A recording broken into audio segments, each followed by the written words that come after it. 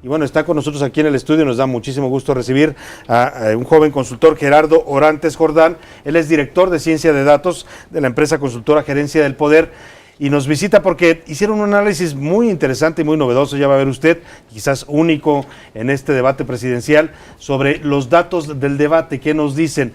Es lo que decíamos, Gerardo, han llamado ustedes también la minería del debate. Lo que está abajo no se ve, pero también influye. Qué gusto saludarte, buenos días, bienvenido, Gerardo. Hola, buenos días. Muchas gracias por la invitación y como bien comentas vamos a presentar un producto que se llama Discursera, que es minería de textos acerca de las posturas del debate, que arroja análisis cuantitativo de las posturas de cada uno de los candidatos, así como también algunos elementos que te permiten analizar el estilo y el contenido de las posturas.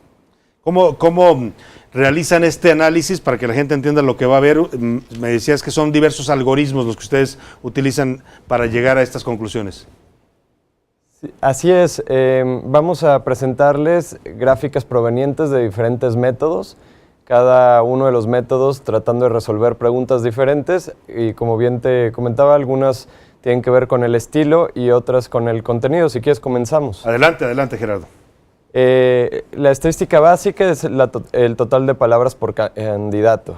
José Antonio Amid se lleva la delantera en ese sentido, ya que presentó más de 3,000 palabras en el debate, a diferencia de Jaime Rodríguez el Bronco o Ricardo Anaya y Andrés Manuel López Obrador, que fue el último candidato al presentar tan solo 2,000 palabras en todo el debate. Es decir, José Antonio Meade, gracias a un entrenamiento notorio en la forma en la que expone, logró presentar 1,000 palabras más que el candidato Andrés Manuel López Obrador. Interesante. Sí, y tiene que ver con esto que veíamos López Obrador, que habla muy despacio, no muy lento, y bueno, el tiempo pues se le iba. Exacto. La siguiente medida es la medida de diversidad léxica. Eso tiene que ver con la cantidad de palabras únicas. Ricardo Anaya fue el que utilizó un lenguaje más amplio y eso tiene que ver con que se salió de la tendencia común de hablar de política y tomaba temas específicos, coyunturales, o hacía referencias a libros en donde le permitía tener un lenguaje diferenciado. Que eso habla de preparación también, ¿no? Exacto. Jaime Rodríguez el Bronco, a pesar de que fue uno de los que más palabras pronunció, tuvo el lenguaje más pobre en el sentido de la diversidad. Por ejemplo, vamos a hacer una comparación, nada más para que nos sirva de referencia, acerca de las palabras por minuto de cada uno de los candidatos en los debates presidenciales anteriores, desde 1994 hasta 2012. Vemos que Felipe Calderón es quien más palabras por minuto alcanza a pronunciar y además la longitud de las cajas te hablan de la consistencia. Vemos que tiene una caja corta y eso quiere decir que siempre en cada intervención más o menos utilizaba la misma cantidad de palabras por minuto, lo cual habla de mucho entrenamiento a la hora del discurso. Vemos que en caso contrario Ernesto Zedillo hablaba muy pausado, hablaba de manera estructurada, pero tenía más o menos 80 palabras menos por minuto que Felipe Calderón, lo cual es una desventaja porque logras poner menos temas en la agenda. Una cuestión que es muy importante identificar es el lenguaje utilizado por cada uno de los candidatos. Esta nube de palabras refleja las palabras más utilizadas en general y la posición y el color tienen que ver con aquella persona que utilizó más esas palabras. Por ejemplo, vemos que la palabra vamos, gobierno, pueblo, corrupción estuvieron inscritos en mayor medida en el lenguaje de Andrés Manuel López Obrador. Una cosa muy notable es que 3 de los 5 candidatos se refirieron a Andrés Manuel López Obrador como parte central de su discurso. Tanto Ricardo Anaya, el Bronco y José Antonio Meade. Cada quien lo hizo de maneras distintas. Ajá. El Bronco se refería a él como Andrés, José Antonio Meade como Andrés Manuel y Ricardo Anaya como López Obrador, pero todos están en la parte central de su discurso. Fíjate qué interesante este dato que nos das, esta nube de palabras, porque efectivamente nos indica cómo ciertos temas y ciertas palabras dominaron el debate, y entre esas palabras está el nombre de Andrés Manuel, que pues era mencionado por todos, ¿no? Claro, vemos que Margarita Zavala tuvo un lenguaje distinto al de los demás, que tiene que ver específicamente con defender y verdad. Ella se alejó del discurso de casi todos los demás y tuvo un lenguaje que se inscribió en un tema de seguridad al utilizar la palabra defenderte como su palabra principal. Sí, le hablaba mucho a la gente en ese sentido, de decir, yo te voy a defender a ti, ¿no? Es correcto. Otra cosa que es muy importante son las palabras que identifican al discurso. Estas palabras ya no tienen solamente que ver con la frecuencia, sino con la exclusividad con la que se usan. Es decir, todos los candidatos hablan de país, gobierno, pero entonces esas palabras no aportan mucho contenido para identificar quién las dijo. Sin embargo, hay palabras clave que sí te ayudan a identificar quién es el que expone esa postura. Andrés Manuel López Obrador, en un lenguaje que ya nos tiene acostumbrados, utilizó la palabra pobres como su palabra principal. En cambio, Ricardo Anaya, cosa muy curiosa y por primera vez desde 1994 a la fecha, utilizó López Obrador, es decir, el nombre de un candidato como claro, su palabra principal, y eso corresponde con la estrategia que tenían planteada. Él es el segundo lugar y tenía que hacer un combate frontal. Él iba sobre el puntero, ¿no? Eso queda claro. José Antonio Meade, aunque sí se refirió muchas veces a López Obrador, también se refirió a Anaya, por eso no vemos que López Obrador haya sido una de sus palabras clave, pero la primera cosa que tenía que hacer José Antonio Meade era deslindarse del PRI como marca, y por eso vemos en su estrategia que ciudadano fue su palabra clave. Él tenía que presentarse como un ciudadano que está participando por el PRI, pero que no es priista.